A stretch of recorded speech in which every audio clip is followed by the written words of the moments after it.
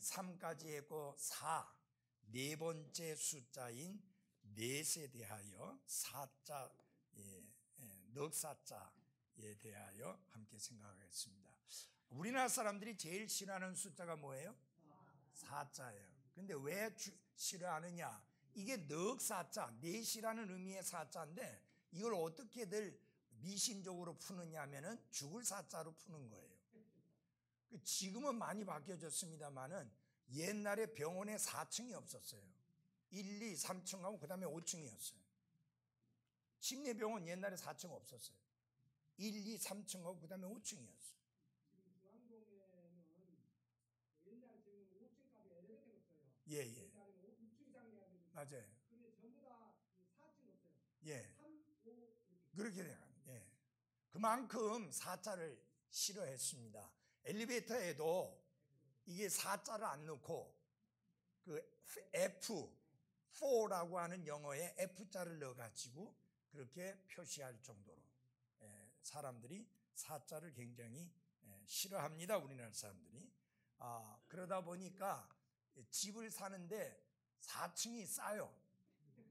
우리 성진이가 결혼할 때 이제 그 배우 프루지오였는데 이게 이제 분양하다가 안 돼가지고 땡처리 업체가 이거를 받아가지고 이제 팔고 있을 때 어디가 나왔느냐면 404호가 나왔어요.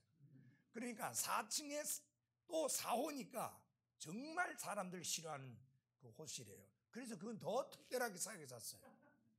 근데 거기서 멀쩡하게 잘 돼가지고 안 죽고 멀쩡하게 잘 돼가지고 부산 시내에서 제일 좋은 아파트 중에 하나로 이사 가는데 거기도 4층이에요.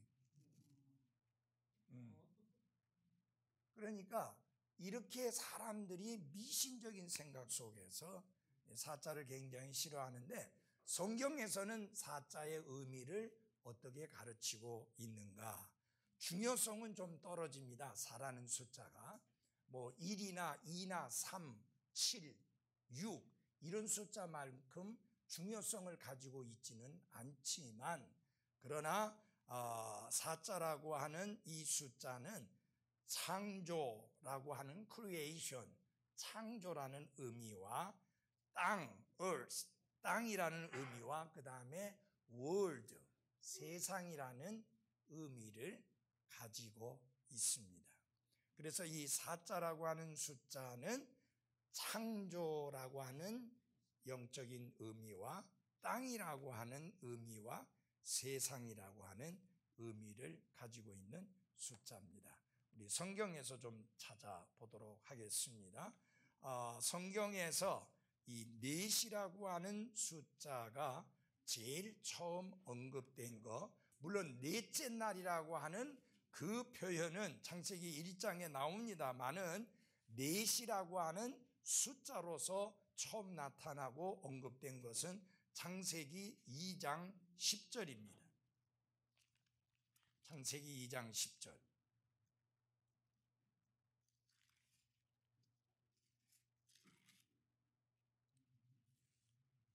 창세기 2장 10절 찾으셨죠? 제가 읽어드리겠습니다. 강 하나가 에덴에서 나가 동산을 적시고 거기서부터 갈라져 어떻게 됐다고요?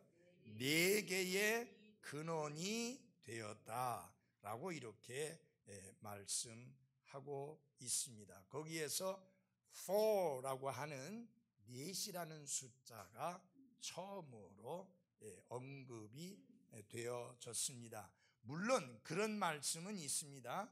창세기 1장에 보면은 이제 저녁이 되고 아침이 되니 이는 넷째 날이니라 라는 말씀은 있습니다. 19절에 보면 거기에는 fourth day, 네 번째 날이라는 것은 있지만 하나, 둘, 셋, 넷 할 때에 4개의 개념을 말씀한 첫 번째 언급은 창세기 2장 10절입니다. 그 다음에 보면 창세기 10장에 보면은 인류의 사중 분류를 말씀을 하고 있는데요.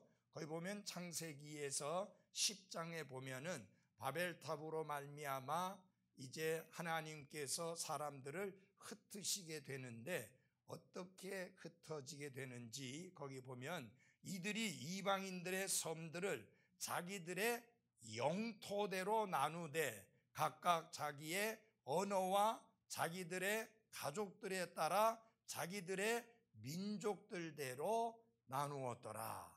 그래 여기 보면 네 가지죠. 첫째 영토들, 그 다음에 두 번째 뭐예요?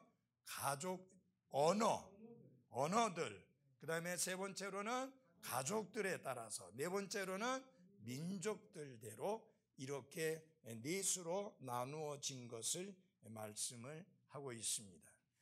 그 다음에 이 중요한 게 보면은 잠언에 나와 있는데 그 앞에 것은 큰 의미가 없으니까 좀 더 잠언에서 중요한 의미를 한번 찾아보겠습니다. 잠언 30장입니다. 잠언 30장 24절.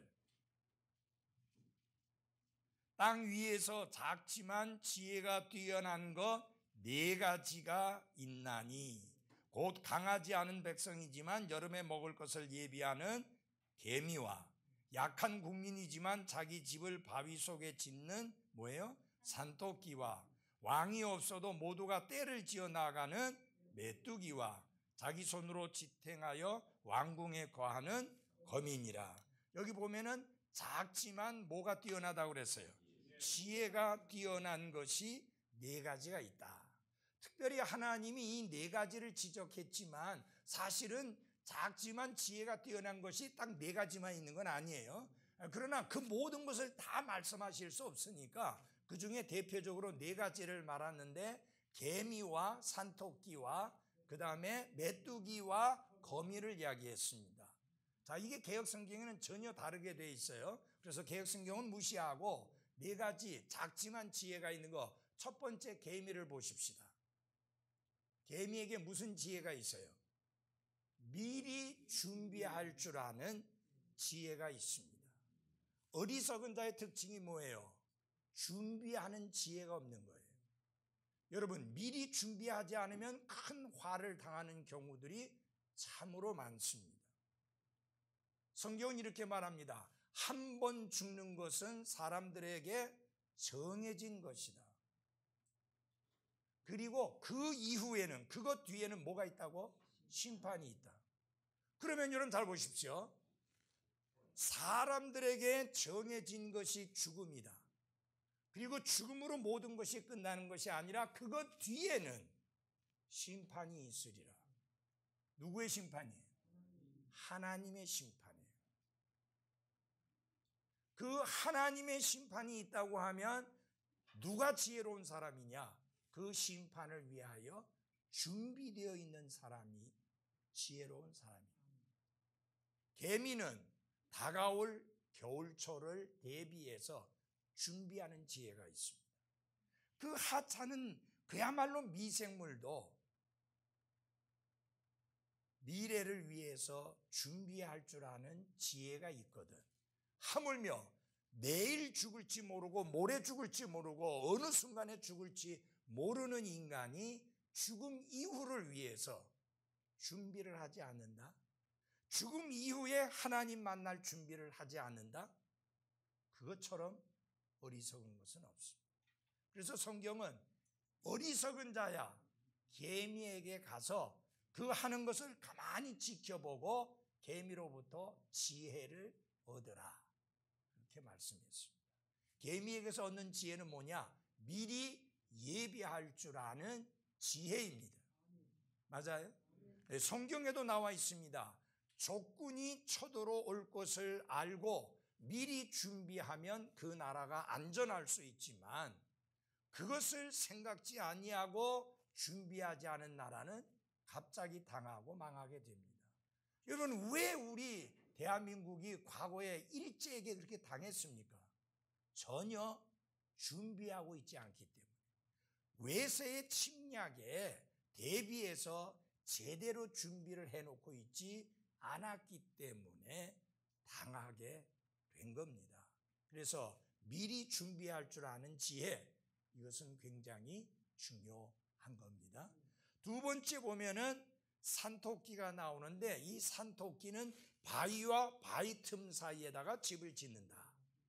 안전한 곳에 집을 짓는 지혜가 있습니다. 여러분 알다시피 토끼라고 하는 동물은 정말로 저항할 수 있는 능력과 방어할 수 있는 능력이 전혀 없는 그야말로 약하디 약한 동물이 뭐예요? 산토끼, 토끼예요. 산토끼. 특별히 집토끼는 집에서 다른 사람의 보호를 받지만 산토끼는 전혀 보호받지 못하는데 집을 어디다 짓느냐? 바위 틈 사이에다가. 그러니까 맹수가 고개를 디밀고 들어오려고 해도 안 돼요. 좁아가지고. 토끼는 쏙 들어갈 수 있는데 맹수들은 안 돼요. 그렇게 해서 자기 자신을 안전하게 지키고 보호합니다. 어디로 피해야 안전한지 구원의 길을 알고 있는 지혜가 바로 산토끼에게 있는 거예요. 자기는 무력합니다. 방어할 수 없습니다. 지킬 수 없습니다. 안전하지 않습니다. 그런데 자기를 보호하기 위한 지혜가 있는데 그게 뭐냐? 바위 틈 사이에 자기 집을 짓는 겁니다. 여러분, 예수님은 만세에 무너지지 않은 반석이라고 그랬잖아요. 우리를 안전하게 지킬 수 있는 안전한 그늘, 안전한 날개가 어디 있느냐? 여러분, 병아리들 있잖아요. 막 놀고 있다가 막 바람이 불고 번개가 치고 막 천둥 소리가 나고 그러면요, 얼른 피해가지고 어디로 들어가요? 어머니, 엄마 날개 사이로 쏙 들어가서 이렇게 숨습니다. 그런 조그만 하찮은 그 동물들도 그런 지혜가 있어서 안전한 곳이 어디인지를 알고 있다 그 말이에요. 근데 인생만이 미련하고 어리석어서 구원의 피난처가, 인생의 피난처가 어디인가를 알고 있지 못하다. 예수 그리스도 그분만이 안전한 구원의 피난처가 됩니다. 여러분들 혹시 산토끼를 잡고 싶은 생각이 있거든. 어떻게 산토끼를 잡느냐? 산토끼를 밑에서 몰아갖고 잡으려고 하면 생전적으로 못 잡습니다. 엄청 빠릅니다.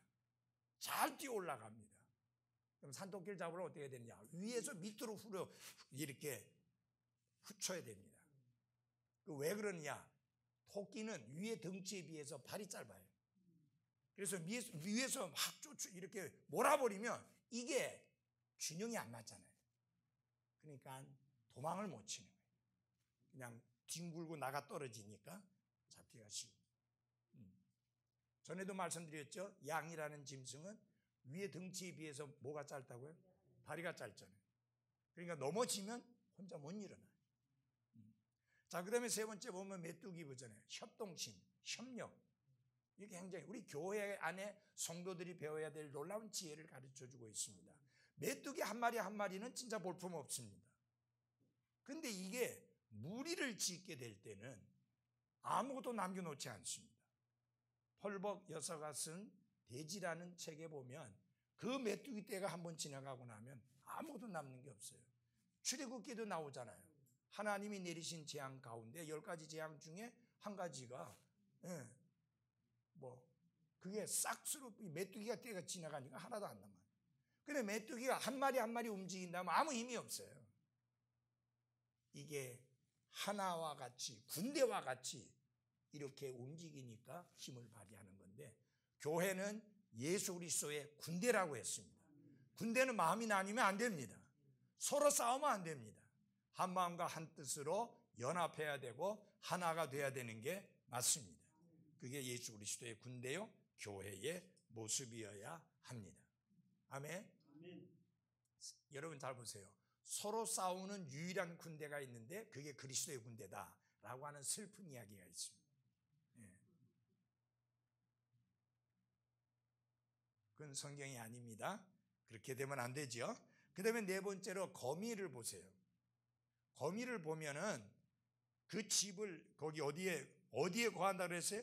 왕궁에 거한다 그랬습니다. 여러분 아무리 부잣집이라도 그 집에 가보면 거미집이 있어요.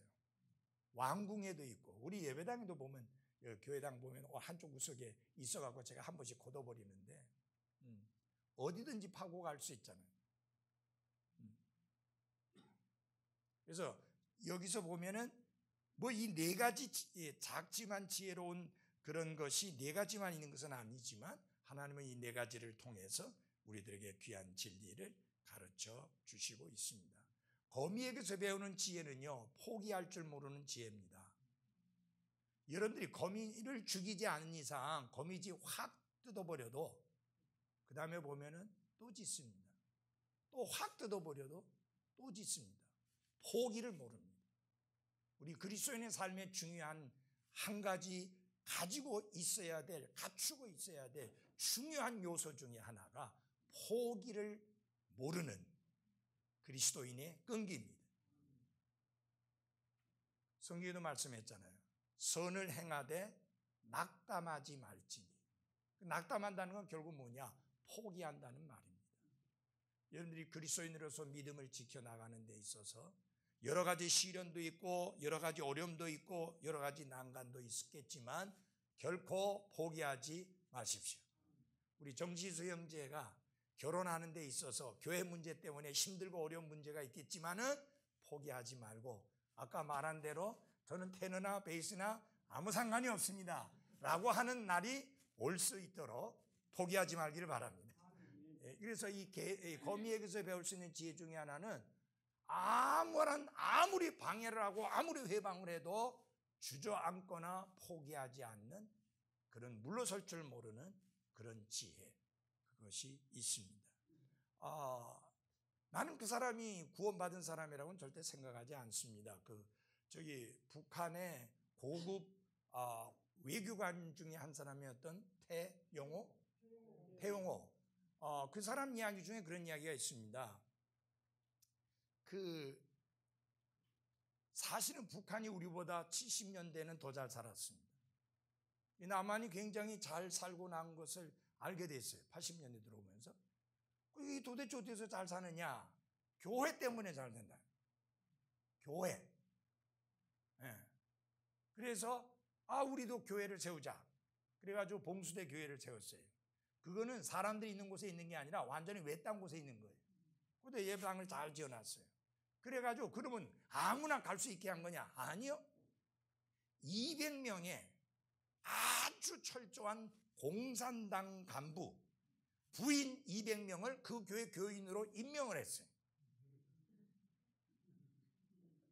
그래서 당신들은 다른 사람들이 와서 볼 때 예배 드리고 있다고 하는 것을 여기도 교회가 있다는 것을 알게 하기 위해서 열심히 가라. 그러니까 배가 아프다고 그러고 안 가고 뭐 일이 있어서 못 가겠다고 어쩌겠다고 하고 그러니까 이게 안 되는 거예요. 그래서 출석부를 체크를 한 거예요. 안 갔다 하면 불러가지고 이제 혼쭐 나니까. 그러니까 가기 시작한 거예요.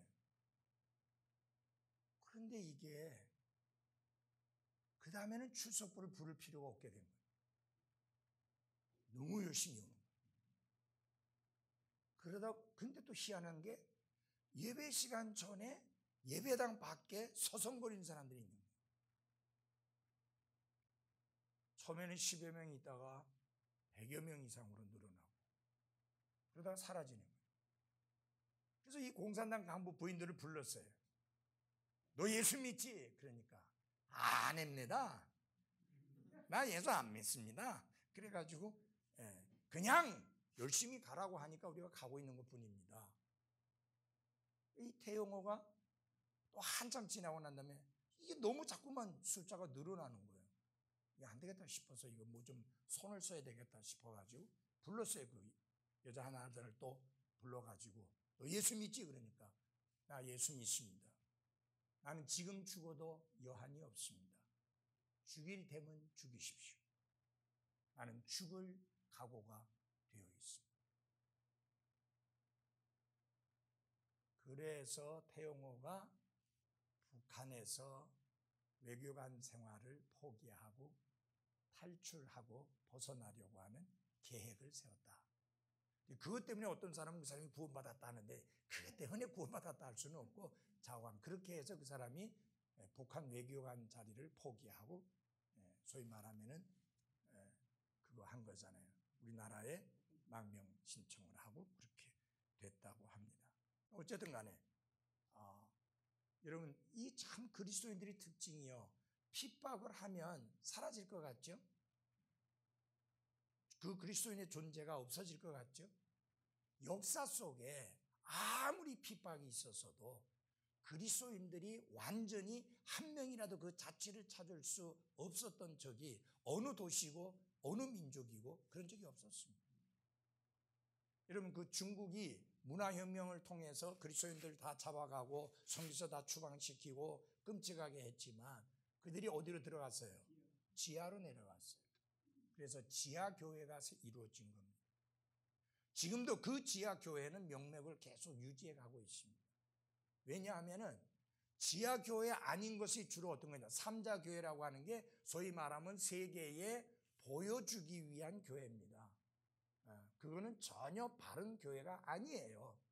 제가 보니까 삼자교회는 건물도 잘 지어놨어요. 왜냐하면 정부에서 돈 다 대줘갖고 다 해주니까 잘 지어냈지만 그들은 성경적인 신앙을 가지거나 그런 사람들이 아닙니다. 지하교회 사람들을 만나야 그들이 참된 신앙을 가지고 있고 성경적인 신앙을 가지고 있는 사람들입니다. 저도 그 지하교회 형태의 사람들에게 말씀을 전하면서 한 사람이 뒤에 앉아갖고 망을 보고 있고 저는 설교하면서 일부러 와이셔츠도 안 입었고 넥타이도 안 맸습니다. 왜냐하면은 제가 중국에 들어갈 때 각서 쓴 것 중에 하나가 절대로 종교활동 안 한다라는 내용이었습니다. 근데 만약에 발각이 되면 저는 체포가 되죠. 대신에 감옥에는 안 가고 벌금 내고 이제 한국으로 추방당하게 됩니다. 그래 하다가 만약에 누가 나타났다 하면은 나는 그 자리에 그냥 앉고 대신에 그 조선족 사람이 서서 이 조선족 사람이 그냥 하는 건 괜찮아요. 근데 외국 사람이 와서 설교하거나 전도하는 건 안 돼요. 그렇지만 그분들 가운데도 그렇게 힘들고 어려운 상황을 겪으면서도 계속 지하교회 형태와 같은 참된 교회 신앙을 지켜나가는 사람들이 있습니다. 잡아서 옥에 가두면 거기서 감옥에 있다가 나오면 또다시 가서 해요.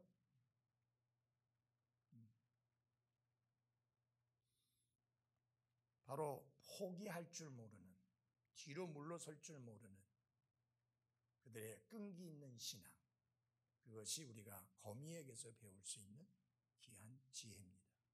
그 하찮은 미물도 포기를 모르는데 우리 그리스도인들이 섬기다가 그만두다가 모이다가 그만두다 드리다가 그만두다 이런 식 하지 말고 주님 오실 때까지 끈기 있게 믿음을 지켜나가는 여러분과 제가 되기를 바랍니다. 그 다음에 다니엘서 7장 2절 3절을 찾아보시면 이런 말씀이 나와 있습니다. 다니엘서 7장 2절과 3절입니다. 다니엘이 말하여 이르되 내가 밤의 환상 속에서 보는데 보라 하늘에 네 바람이 대해 위에서 다투더라. 또 서로 다른 큰 짐승 넷이 그 바다에서 올라왔더라. 그리고 4절부터 보면은 각각 그 네 짐승의 특징들을 말하고 있습니다. 이 네 짐승들은 바로 다니엘 시대로부터 시작을 해서 로마 제국에 이르기까지 일어나게 될 네 개의 제국을 말하고 있는 내용입니다. 다니엘 첫 번째 짐승은 바빌론 제국입니다. 두 번째 짐승은 메데와 페르시아 제국입니다. 그 다음에 메데와 페르시아 제국이 무너지고 난 다음에 그 다음 제국이 그리스 제국입니다. 그 다음에 그리스 제국 다음에 이어진 게 로마 제국입니다. 그래서 이 성경이 기록될 당시가 로마 시대에 기록되어졌기 때문에 로마 시대 이후의 나라들에 대해서는 기록이 안 되어졌고 로마를 끝으로 네 짐승들을 통해서 그 말하자면은 이 이방인들의 때에 일어나게 될 왕국들을 보여주고 있습니다. 여기도 네 짐승이 나오죠. 넷. 여러분 잘 보십시오. 넷은 무엇과 관계에서 주로 많이 관계되어서 나타나느냐? 땅에 관계되어서 많이 나타나고 있고 이 세상과 관련해서 나타나고 있는 것을 보게 됩니다. 그 다음에 우리 주님의 씨 뿌리는 자의 비유에서 보면 무슨 땅이 있어요? 네 종류의 땅이 있습니다. 일일이 읽지는 않겠지만 우선 보면은 마태복음 13장으로 돌아가서 보면은 네 종류의 땅이 있는 것을 보게 됩니다.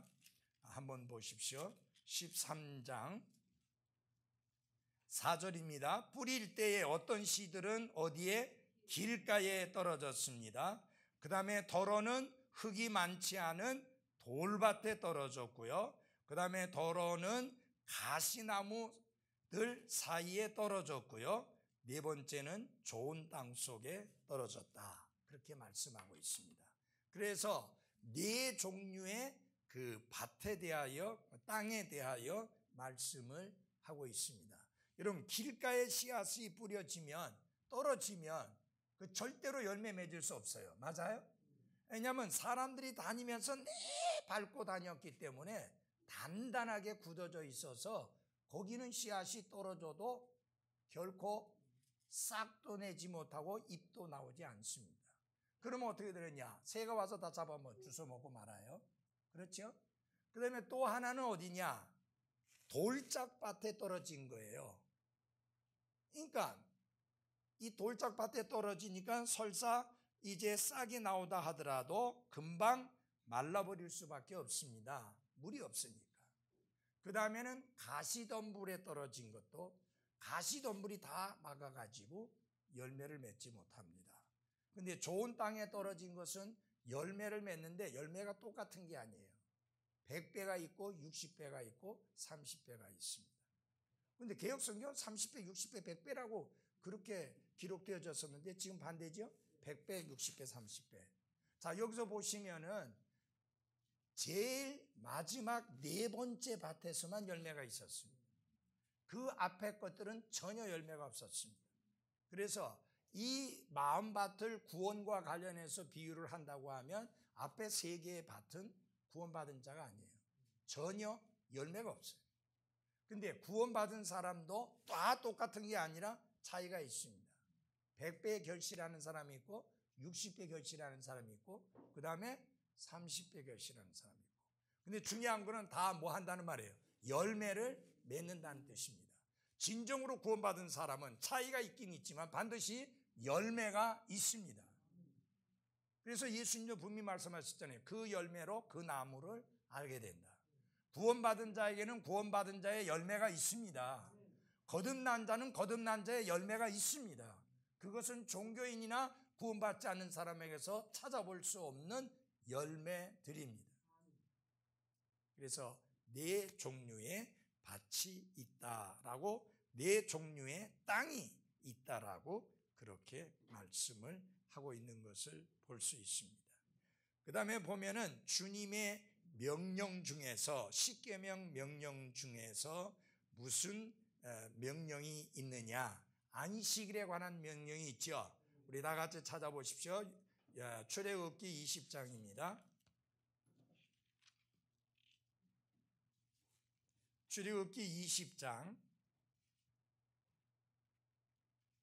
8절입니다. 안식일을 기억하여 거룩히 뭐예요? 지키라.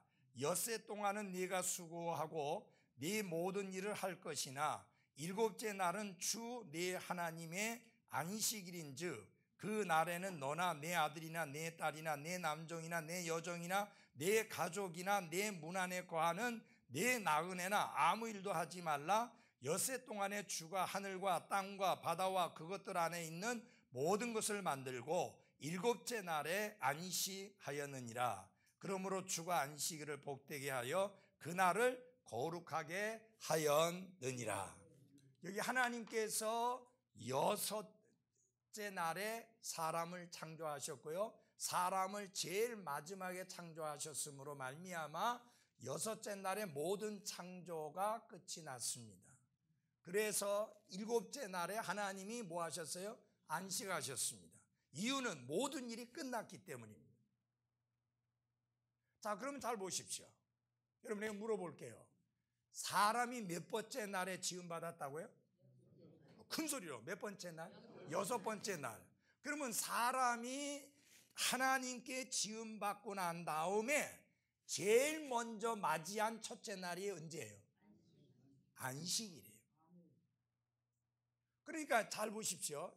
인간은 하나님 앞에 지음을 받고 난 다음에 일을 함으로써 그의 인생의 첫날이 시작된 것이 아니라 하나님이 쉬시는 것처럼 안식하는 것처럼 안식하는 것으로서 시작되어졌습니다.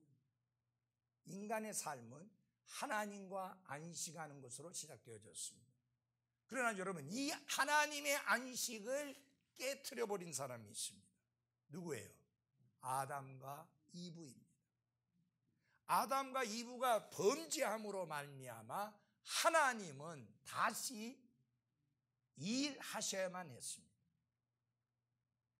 첫째, 하나님은 짐승을 잡아야 했고, 그리고 가죽을 벗기셔야 했고, 그 가죽으로 옷을 해 입히셔야 했습니다.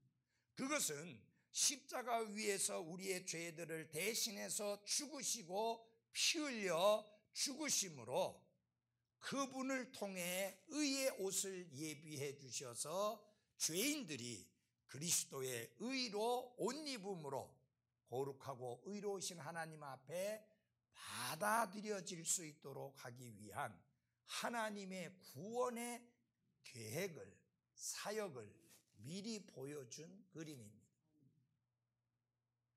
잘 보십시오. 하나님은 다시 일하셔야 했습니다. 왜?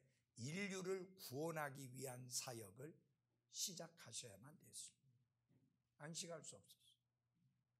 그런데 여기 출애굽기 20장에서는 이스라엘 백성을 특별히 하나님이 특별하게 택한 민족으로 삼으시면서 이스라엘이 하나님이 택하신 특별한 민족으로서의 증표,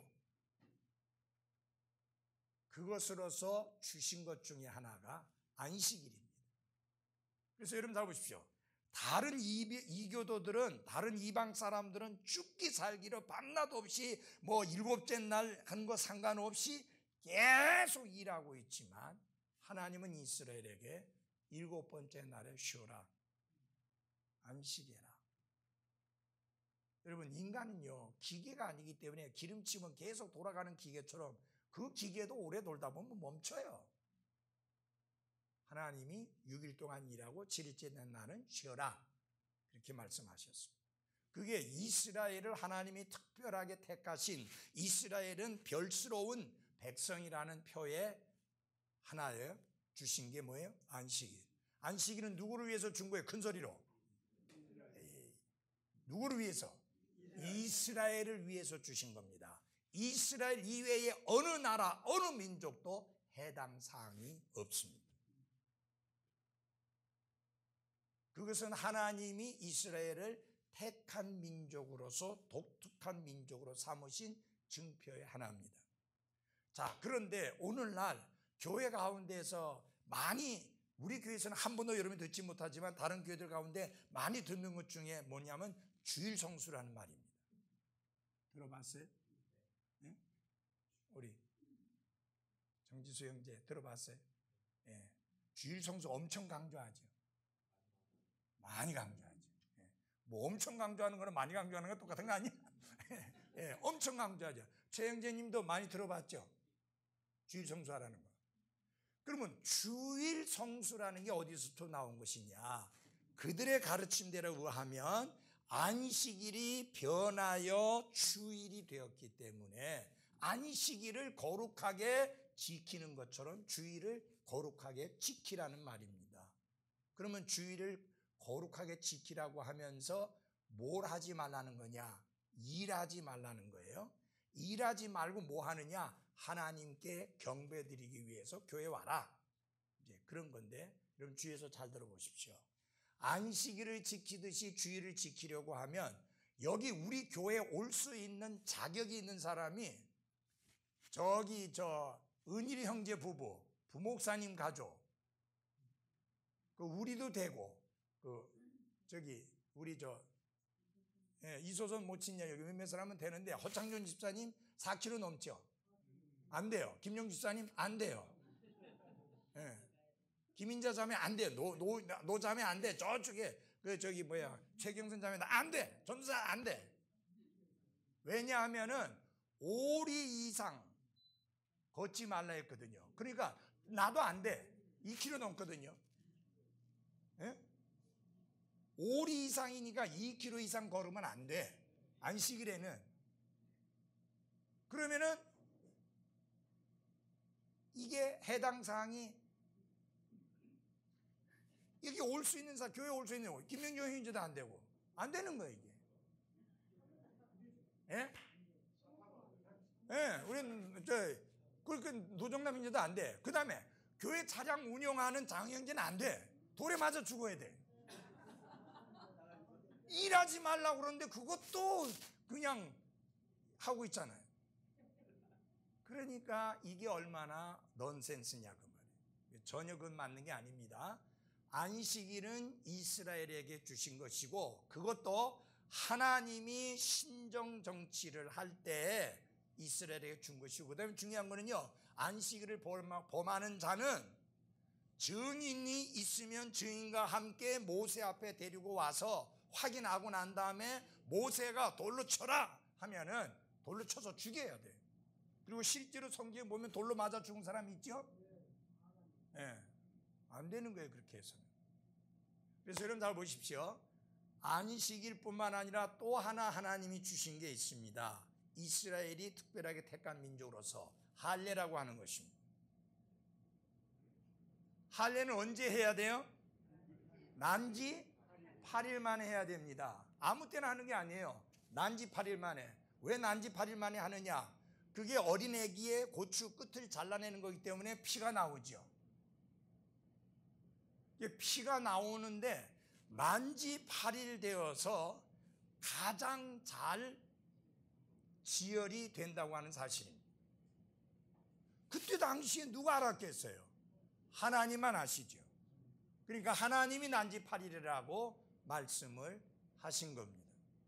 그것은 이스라엘이라고 하면 반드시 행했어야만 했던 하나님이 이스라엘에게 주신 특별한 명령 2가지, 안식일을 거룩하게 기억하여 지키라, 할례를 행하라. 그리고 남자들만 할례를 행하는 겁니다. 여자는 없습니다. 이거는 이스라엘이 하나님이 특별하게 구별하신 민족이라는 사인으로, 증표로 주신 것이었습니다. 자, 그러면 여러분 보십시오. 안식일이 변해서 주일이 됐다고 가르치는 거 성경 어디에도 없고, 안식일은 영원부터 영원까지 마지막 날, 7번째 날이 안식일입니다. 여러분, 예수님이 언제 부활하셨어요? 안식 후 첫날. 안식 후 첫날. 예. 안식 후 첫날이니까 안식일하고 주일이 하나가 될 수 없고 바뀔 수 없는 거예요. 안식일은 안식일이고 주일은 주일입니다. 이 주일이라는 말을 롤스데이라고 합니다. 주님의 날이라는 뜻인데, 왜 주님의 날이라고 하느냐? 주님이 무덤을 깨치고 죽음을 이기고 부활하신 승리의 날이기 때문입니다. 잘 들으세요. 우리는 이 날을 지키는 게 아니에요. 이 날을 기념하고 감사하고 축하하고 그 날의 주인공이신 주님을 높이고 영광을 돌려드리는 것입니다. 그게 주일의 개념이에요. 여러분이 달력을 한번 보십시오. 제일 앞에 무슨 색의 글씨가 있습니까? 빨간색. 맞아요? 아무도 월, 화, 수, 목, 금, 토, 일 그렇게 하지 않습니다. 일, 월, 화, 수, 목, 금, 토 이렇게 합니다. 맞아요? 달력이 그렇게 되어 있잖아요. 그러면 무슨 말이냐? 일요일, 우리가 주일이라고 하는 일요일은 그 주의 마지막 날이 아니고 그 주간의 첫째 날입니다. First day of the week. First day of week. 그 주간의 첫째 날입니다. 그래서 여러분, 월요일부터 새롭게 한 주간이 시작되는 게 아니고, 그건 불신자들의 말이고, 그리스도인은 뭐라고 말해야 되느냐? 주일날 아침이 한 주간이 시작되는 첫째 날입니다. 그리고요, 호텔도 그거 인정해요.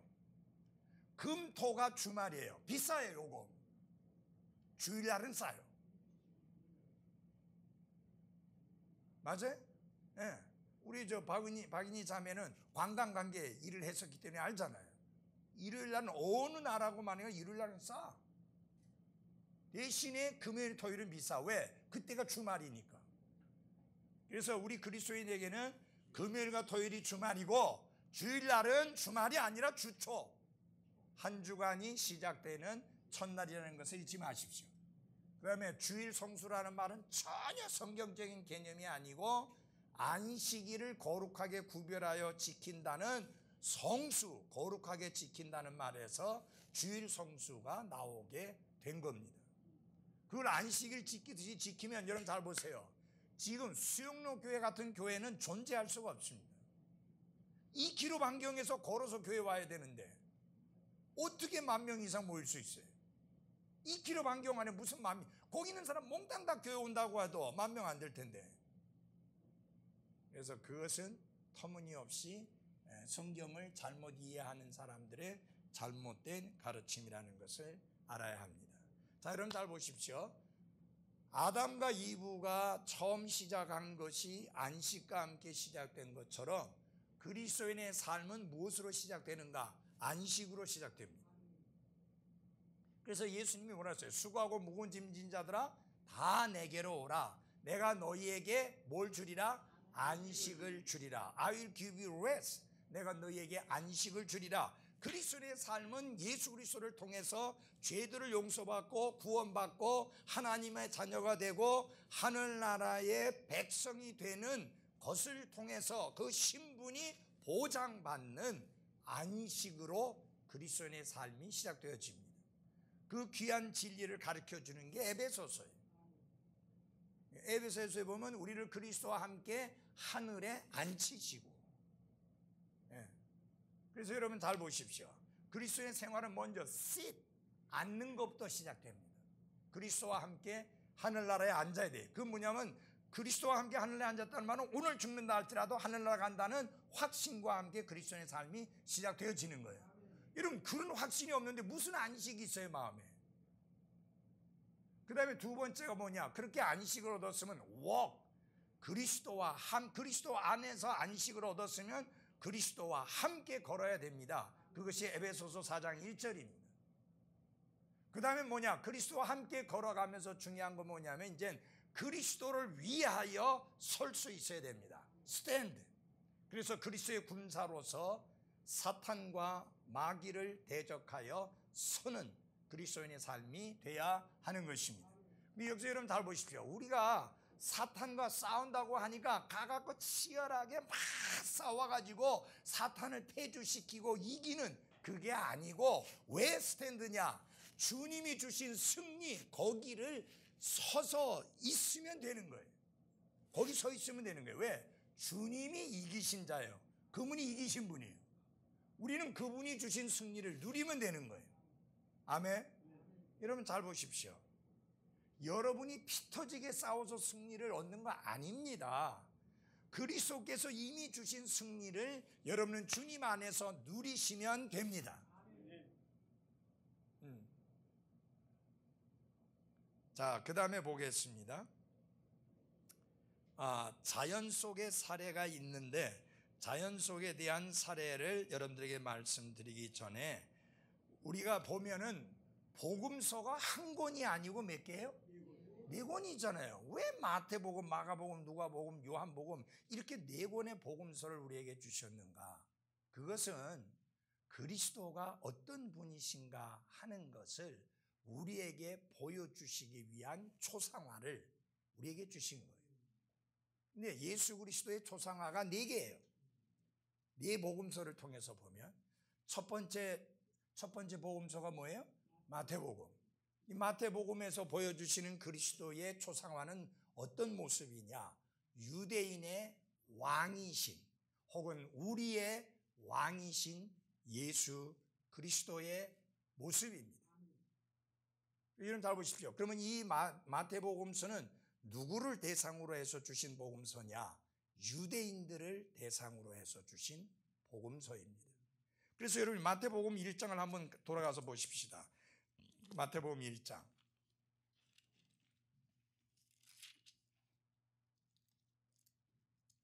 1장 1절입니다. 아브라함의 자손이요 다윗의 자손이신 예수 그리스도의 세대에 대한 책이라. 예수 그리스도의 족보를 말하고 있는 것 중에 아브라함의 자손이시요 다윗의 자손이시다, 이렇게 말씀했는데 두 가지를 말합니다. 아브라함은 이스라엘의 조상이지요. 그래서 이스라엘을 통해서 구원자가 나오시겠다고 했는데, 그러므로 예수님은 아브라함의 후손으로 자손으로 오셔야 합니다. 그 다음에 보면 다윗의 자손이라고 했죠. 다윗의 자손. 다윗은 누구예요? 왕이에요. 네. 여러분, 왕을 보내시겠다고 하나님이 주시면서 제사장은 레위 지파에서 나오게 했고 왕은 유다 지파에서 나오게 해서 유다에게서 홀이 떠나지 않는다. 홀이라고 하는 것은 왕의 지팡이를 말합니다. 그게 떠나지 않겠다는 건 계속해서 유다에게서 왕이 나오게 하겠다. 그러니까 여러분, 사울은 누가 원한 왕이에요? 사람들이 원한 왕이에요. 그는 무슨 지파예요? 베냐민 지파예요. 그러니까 왕의 그 지파가 아니에요. 네. 그러니까 사실은 일대 이스라엘의 왕은 다윗이에요. 하나님 편에서 볼 때. 그리고 하나님이 약속하시면 다윗과 같은 왕을 앞으로 일으키실 것이고 그분이 다윗의 왕좌에 앉으셔서 통치하실 것이다, 그렇게 말씀했어요. 그래서 여기 보면 아브라함의 자손 이스라엘에게서 예수님이 구원자로 오실 것, 그 다음에 다윗의 자손 이스라엘의 왕으로 오실 것에 대하여서 말씀한 겁니다. 그래서 이 족보가 무슨 족보냐? 왕의 후손에 관한 족보예요. 이스라엘의 왕으로 오신 예수님, 그것을 보여주고 있는 것입니다. 그래서 처음부터 보면은 유대인의 왕으로 나신 이가 어디 계시뇨? 라고 말하고 있죠. 맞아요? 그러면 마태복음에 보면은 예수님이 십자가에 달릴 때 이는 유대인의 왕이라는 팻말을 빌라도가 붙이게 했습니다.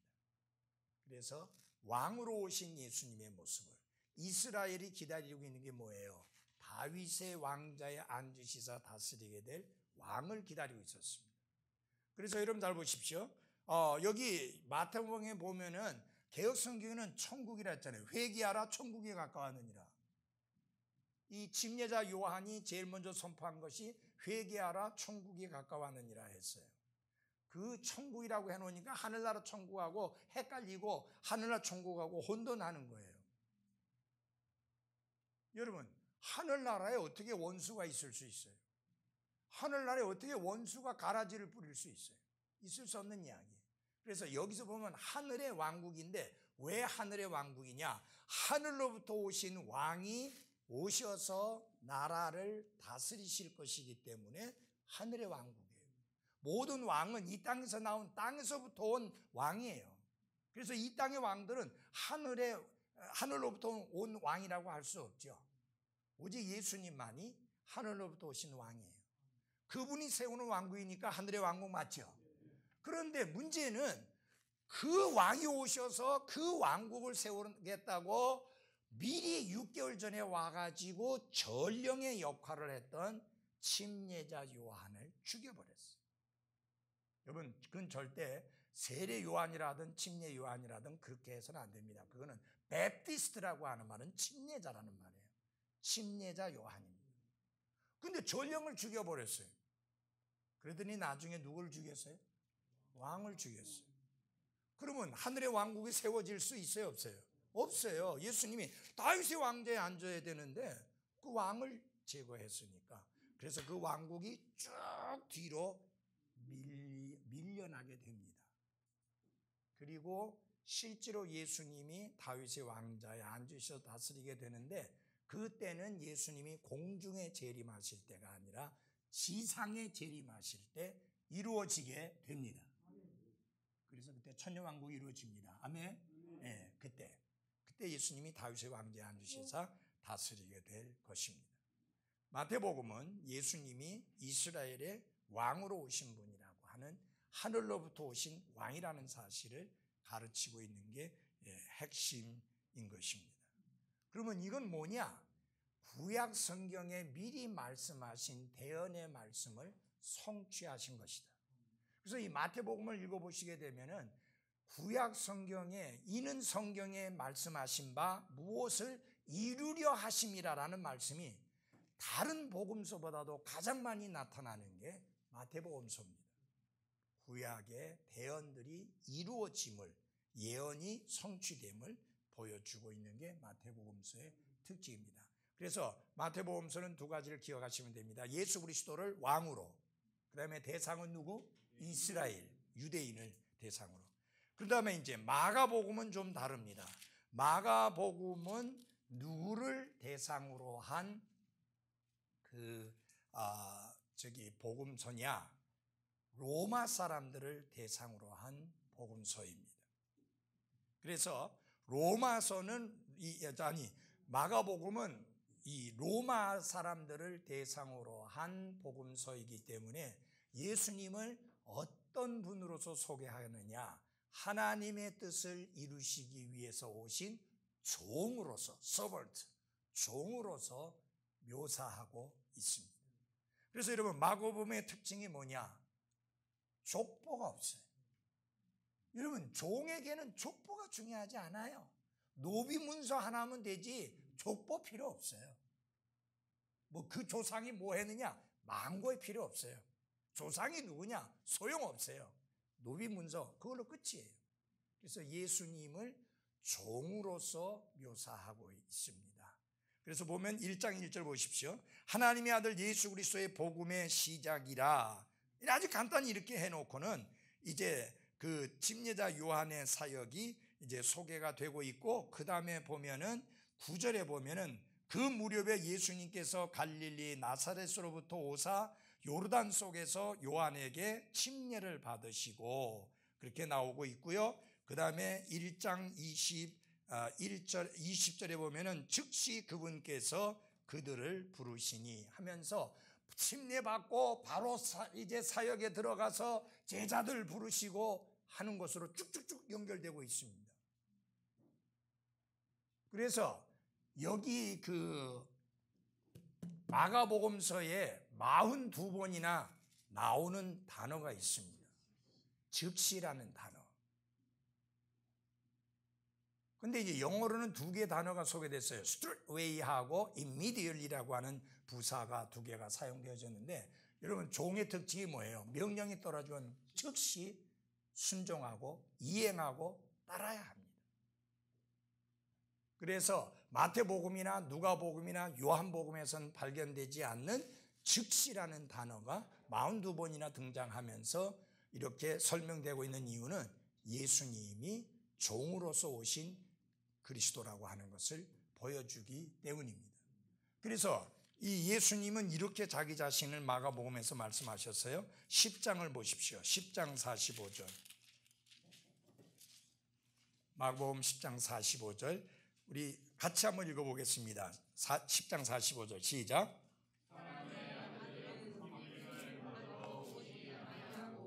도리어 섬기며 자기 생명을 많은 사람의 대속물로 주려고 왔느니라. 아멘.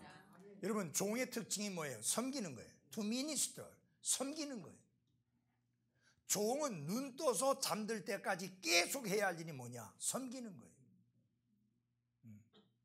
예수님은 내가 섬기러 왔다는 말은 무슨 말이에요?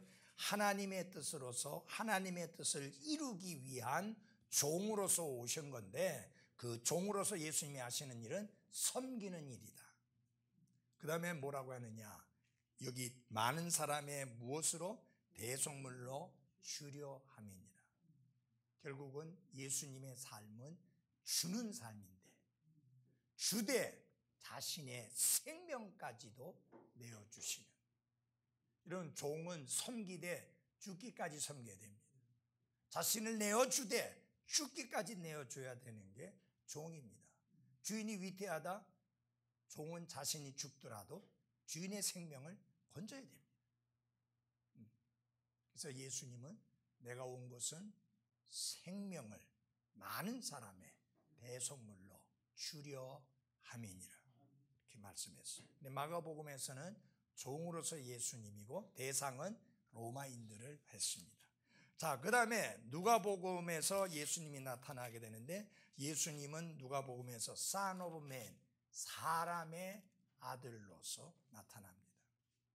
이것은 누구를 대상으로 하는 거냐면은 그리스 사람들을 대상으로 하는 겁니다. 즉 헬라 사람들을 대상으로 한 것이죠. 헬라 사람들이 제일 추구하는 것은 뭐냐면 완전한 인간입니다. 근데 헬라 사람들은 완전한 인간이 어떻게 이루어지느냐? 철학을 통해서 이루어진다고 주장을 하죠. 그래서 가장 많이 철학이 발달된 것이 고대의 그리스의 철학입니다. 오늘날 현대 철학의 바탕이 전부 그리스 철학의 바탕을 두고 있죠. 근데 여러분, 철학은 논할 뿐이지 답이 없어요. 거기엔 답이 나올 수가 없습니다. 그래서 이 사도 바울이 고린도 교회에 대하여 말하면서 그렇게 말했잖아요. 유대인들은 표적을 구하고, 표적을 구한다는 건 뭐냐면 눈에 보일 수 있는 증표를 원한다. 이스라엘이 계속 원하는 게 뭐냐? 예수님께도 보여줘라. 하나님의 아들 된 것 좀 보여줘라. 계속 보여줘라. 그리스 사람들은 점잖아요. 그렇게까지는 안 해요. 대신에 그들이 추구하는 게 뭐냐? 지혜라는 말이 철학이라는 말이에요. 철학을 추구하는. 자, 보십시오. 유대인들은 표적을 구하고 그리스 사람들은 소위 말하면 지혜를 찾는데, 철학을 추구하는데, 나는 십자가에 달리신 예수 그리스도와 그분의 죽으심 외에는 자랑하지 않겠노라. 왜? 십자가를 선포함이 저를 믿는 자를 구원하시는 하나님의 권능이기 때문이라. 뭐 철학을 논해서 한 사람도 구원받지 못해요. 표적 아무리 일어나도 한 혼도 구원받지 못해요. 그러나 그리스도의 십자가의 복음이 선포되면 구원받는 역사가 일어납니다. 그래서 이 그리스 사람들을 향해서 너희들이 완전한 사람을 추구하는데 완전한 사람으로 오신 분이 있으니 그분이 바로 예수 그리스도시다 하는 것을 보여주는 겁니다. 그럼 예수 그리스도께서 완전한 사람으로서 오신 이유가 뭐냐? 누가복음 19장 10절을 찾으십시오. 누가복음 19장 10절입니다. 누가복음 19장 10절.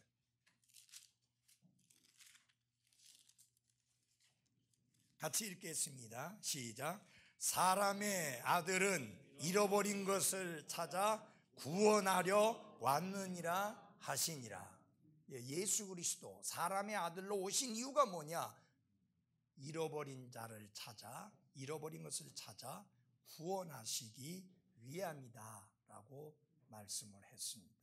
철학을 논하고 인생을 논하기 위해서 오신 분이 아니라 잃어버린 것을 찾아서 구원하기 위해서 오셨다. 예수님이 오신 목적이 뭐냐? 구원하기 위해서다. 그러면 왜 구원이 필요합니까?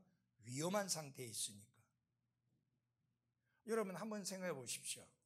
만약 여러분이 깊은 물에 빠져 있어서 호적거리고 있는데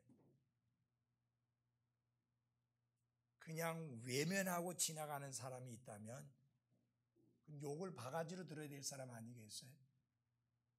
근데 지금 물에 빠져서 호적거리서 죽어가고 있는데 그 사람에게 걱정하지 말라고, 신경 쓰지 말라고, 뭐 이 사회는 어떻게 돌아가고 있고 하면서 세상 돌아가는 이야기나 들려주고 있으면 그 지금 물에 빠져 죽어가는 사람에게 합당한 이야기예요?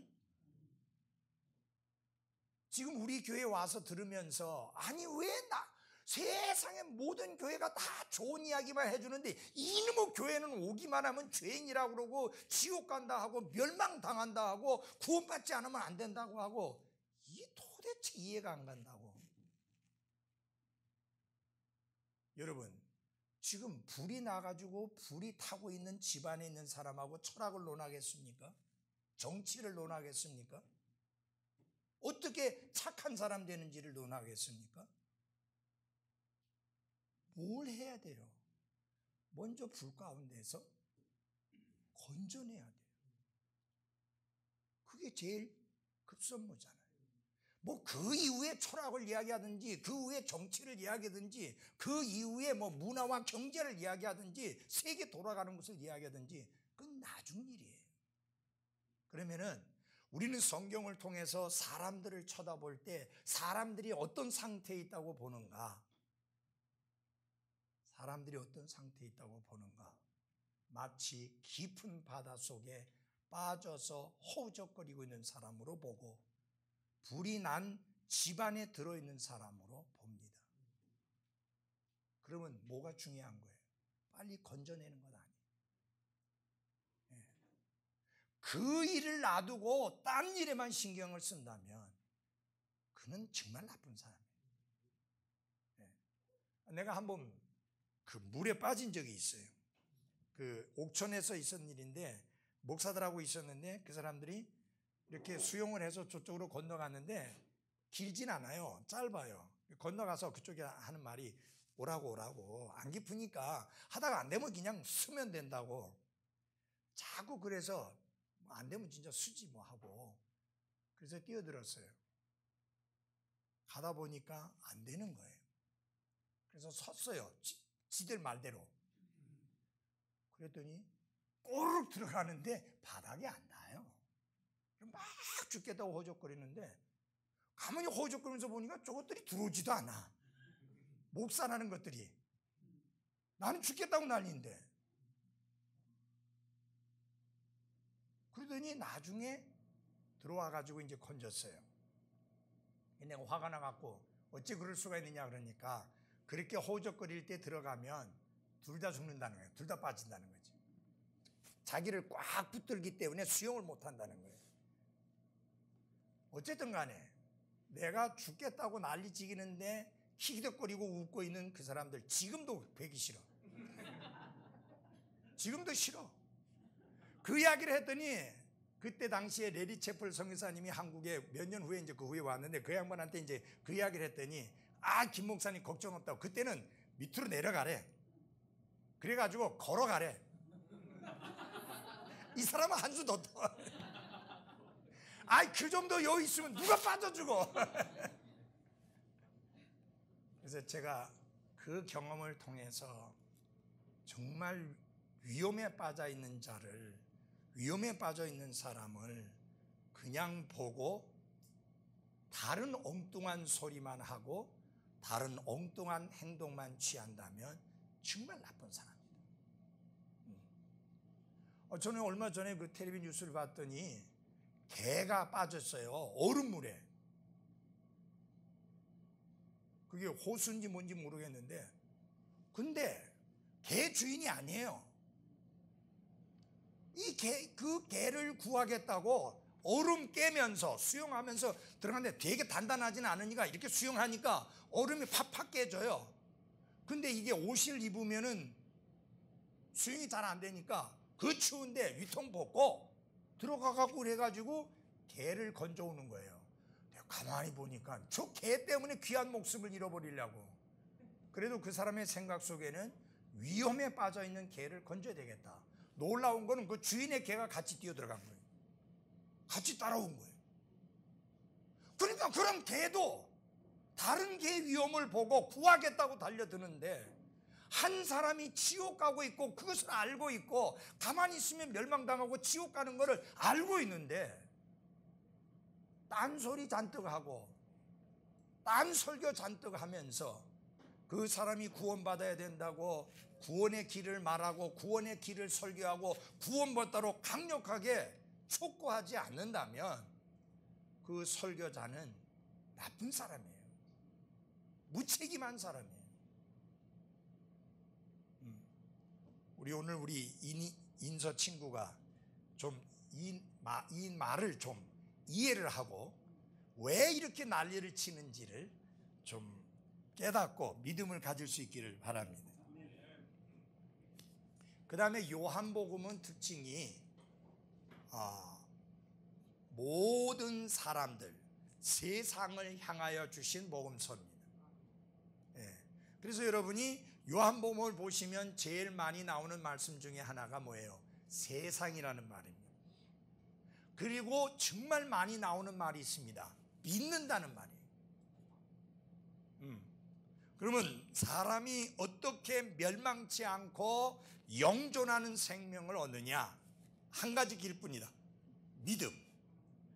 그게 강조되는 거예요. 우리 다 같이 요한복음 3장을 열어주십시오. 요한복음 3장. 3장 16절 다 잘 아는 말씀이죠. 함께 같이 읽어보겠습니다. 요한복음 3장 16절 같이 읽겠습니다. 시작. 하나님께서 세상을 이처럼 사랑하사 자신의 독생자를 주셨으니 이것은 누구든지 그를 믿는 자는 멸망하지 않고 영존하는 생명을 얻게 하려 하심이라. 아멘. 여기 보면 하나님이 유대인을 사랑하사가 아니라, 그리스인을 사랑하사가 아니라, 로마 사람들을 사랑하사가 아니라 세상을 사랑하사라고 말했습니다. 여기서 말하는 세상은 하나님이 만드신 천지 만물 자연을 말하는 게 아닙니다. 여기서 말하는 세상은 사람들을 말합니다. 근데 그 사람들은 어떤 상태에 있는 사람들입니까? 멸망당할 운명에 처해 있는 사람입니다. 그런데 하나님이 자신의 독생자를 주신 이유가 뭐냐? 아무도 멸망하지 않고 하나님의 독생자 예수 그리스도를 믿음으로 영존하는 생명을 얻게 하려 하십니다. 멸망하지 않을 뿐만 아니라 영존하는 생명을 얻게 하려 하십니다. 그러면 어떻게 해서 예수 그리스도를 믿는 믿음이 그것을 가능하게 하는가? 예수님이 누구인가 하는 것을 가르쳐 주는 게 요한복음인데, 예수님은 하나님이시며 또한 하나님께서 세상에 보내신 하나님의 아들이라고 가르칩니다. 다 같이 요한복음 1장을 보십시오. 1장 1절입니다. 처음에 말씀이 계셨고 말씀이 하나님과 함께 계셨으며 말씀이 뭐예요? 하나님이셨더라.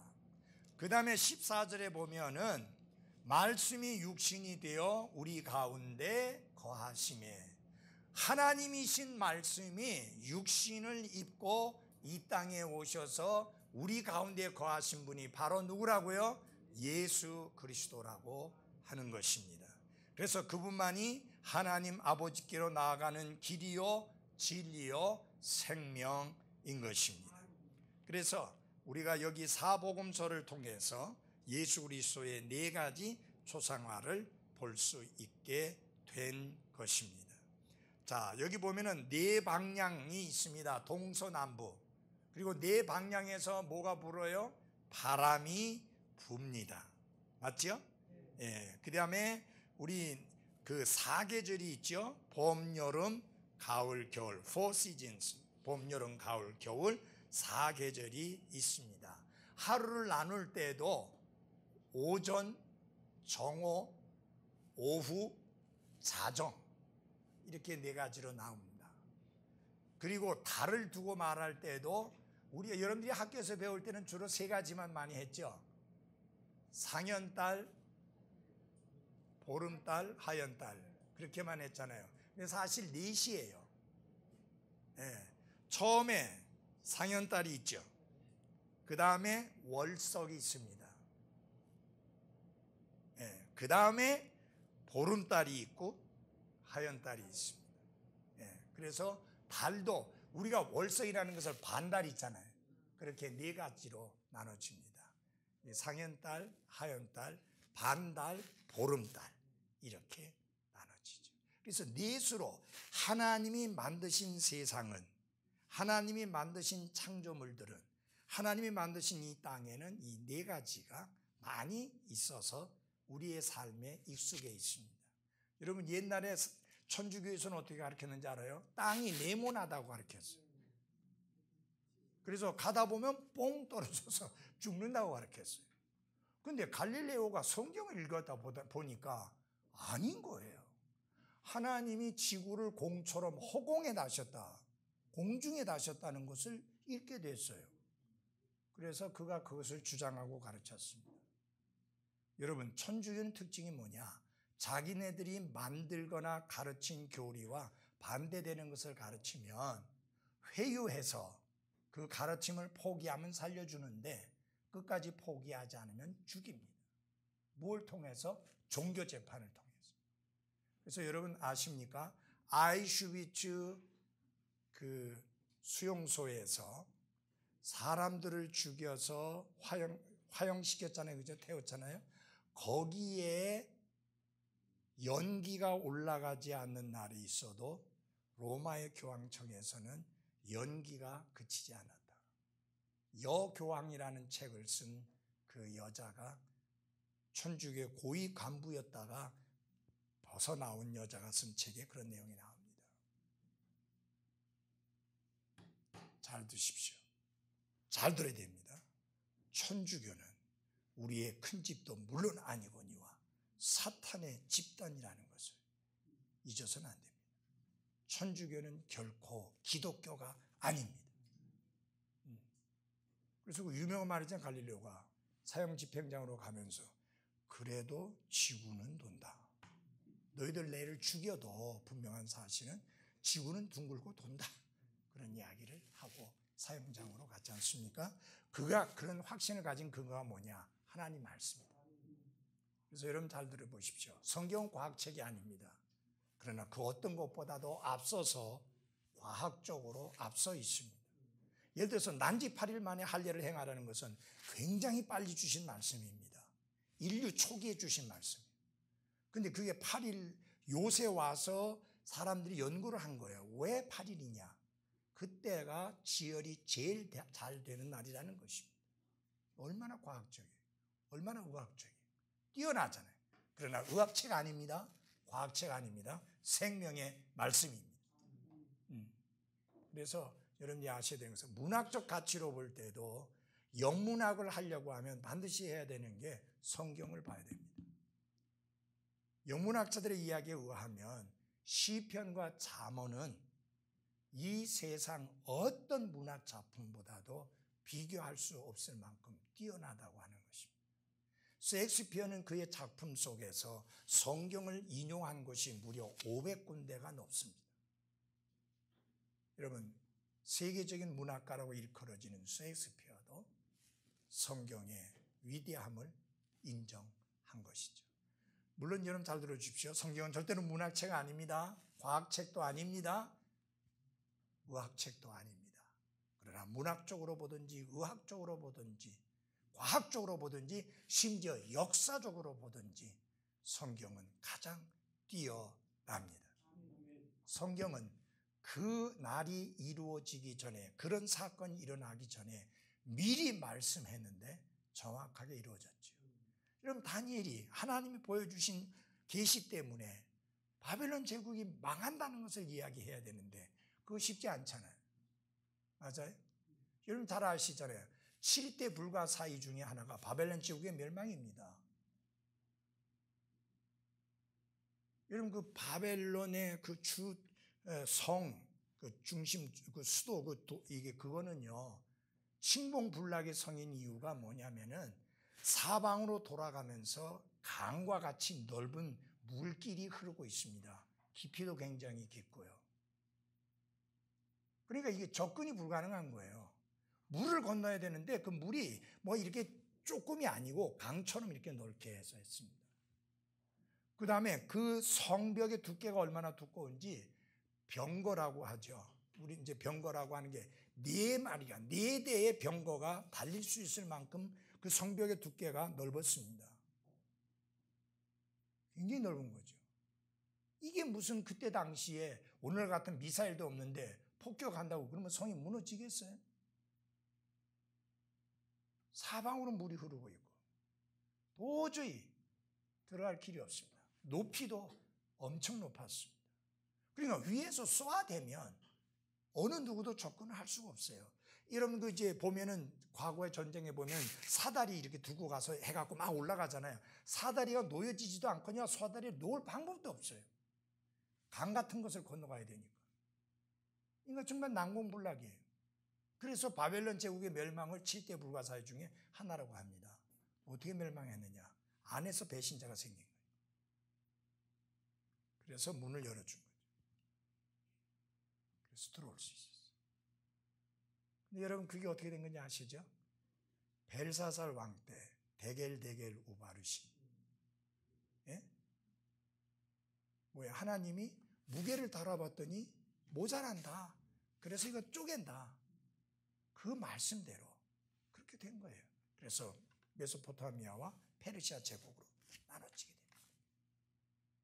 여러분, 다니엘이 하나님이 주신 말씀 때문에 그 말을 할 때 그는 목이 몇 개나 있다고 그 말을 할 수 있겠어요? 지금 생각해 보세요. 내가 지금 왕으로 다스리고 있는데 이 나라가 망해가지고 뚜쪽 난다. 그렇게 말하는 사람 살려주겠어요? 근데 하나님이 보호하셔서 안 죽여요. 네. 왜? 자기 말을 한 게 아니라 하나님 말씀을 전해주었기 때문에. 그래서 역사적으로 보더라도 흠이 없습니다. 여러분, 이스라엘이 독립한 거 어느 나라도 역사 속에서 그런 나라가 없었고 앞으로 그런 나라가 있을 수가 없습니다. 서기 70년도에 예루살렘이 멸망하면서 전 세계로 이스라엘이 흩어집니다. 뿔뿔이 흩어집니다. 그때부터 무슨 민족이 되느냐? 나라 없는 민족이 됩니다. 그래서 1948년도에 독립할 때까지 그들은 나라 없는 민족으로 존재합니다. 여러분, 그런데 그렇게 오랫동안 나라가 없었는데 나라가 존재할 수 있겠어요? 우리나라가 만약에 36년이 아니고 그때 조금만 더 지속되었다면 대한민국이 이 지도상에서 사라집니다. 일본 돼버려요. 근데 이스라엘은 36년이 아닙니다. 70년에서 1948에서 70 빼보세요.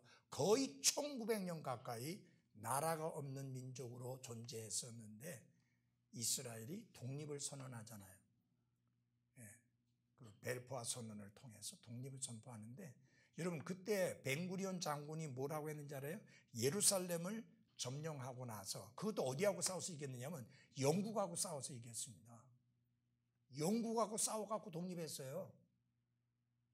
그래갖고 뭐라고 말했냐고 하느냐면은 사자가 자기가 잡은 먹이를 빼앗길지언정 우리는 결코 예루살렘을 빼앗기지 않는다. 그는 같지만 지금 이스라엘은 아랍 제국의 1억 8천이 넘는 그 많은 사람들 사이에서 300만 밖에 안 되는 적은 숫자를 가지고 꿋꿋하게 서 있습니다. 이거는 인간의 말로 설명할 수 있는 게 아닙니다. 하나님이 약속하신 그 약속과 언약 때문입니다. 하나님이 이스라엘을 지키시고 보호해 주시겠다고 약속하시고 그 약속대로 그렇게 존재하는 것입니다. 이스라엘하고 그 6.1 전쟁이 일어났던 거 기억나시죠? 6.1 전쟁이 일어났을 때 미국에서 유학 왔던 이스라엘 학생들과 그 다음에 아랍 제국 학생들이 있는데 둘 다 기숙사에서 사라진 거예요. 하나는 이스라엘 사람들은 전쟁하러 가기 위해서 기숙사에서 사라진 거예요. 공항에 가기 위해서. 아랍 제국 애들은 도망치기 위해서 기숙사에서 사라지는 거예요. 그런 차이가 납니다. 만약에 유엔이 개입을 해서 막지 않았다면 저 밑에까지 내려가서 카이로고 뭐고 이집트까지 싹 밀어제낄 뻔했어요. 그 6.1 전쟁 때 그때 특수부대, 이스라엘의 특수부대 사람들이 그때 그것을 못한 것을 지금도 후회하고 있는 것 중에 하나가 뭐냐면은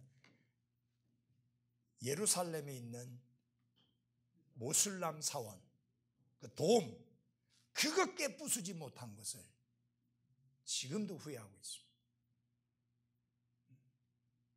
여러분, 흔히 핵을 말할 때 이스라엘의 핵은 죽은 핵이 아니라 살아있는 핵이라고 합니다. 여러분, 이란이 그때 핵폭탄 가지려고 했었죠. 바로 그때 이스라엘이 그 수상이 미국의 대통령에 전화하고 바로 핵을 싣고 떴습니다. 가서 깨부수기 위해서. 그 정도로 이스라엘은 하나님 외에는 어느 누구도 무서워하지 않습니다. 여러분, 이 모든 것들을 통해서 우리가 볼 수 있는 게 뭐냐? 어떤 것도 우연은 없다. 하나님의 섭리 가운데 모든 일이 되어지고 있습니다. 우리는 하나님의 말씀이 얼마나 정확하게 정확하게 분명하게 시간에 늦거나 빠름이 없이 이루어지고 성취되는지를 알고 있습니다. 말씀을 더욱 사랑하는 나와 여러분이 되기를 바랍니다. 기도하고 마칩시다. 전사님 기도하고 마치겠습니다.